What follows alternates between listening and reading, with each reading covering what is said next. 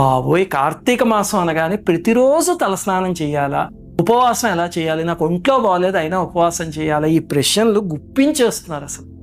దయచేసి తలస్నానాల నుంచి, ఒత్తుల నుంచి, ఉపవాసాల నుంచి ఒక స్టెప్ పైకి తీసుకువెళ్ళండి మీ భక్తిని. ఆ చాదస్తంలో, లంపటంలో పడిపోకండి.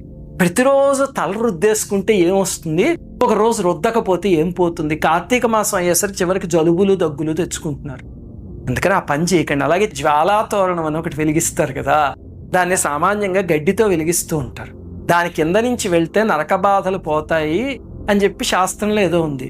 అందుకని ఏం చేస్తున్నారు, అది వెలిగించి ఇంకా ఎక్కువ సార్లు వెళ్దామని అటు ఇటు పరిగెత్తేసరికి ఆ గడ్డి మీద పడి ఒళ్ళు కాలిపోయిన వాళ్ళు ఉన్నారు. చాలా జాగ్రత్తగా ఉండండి.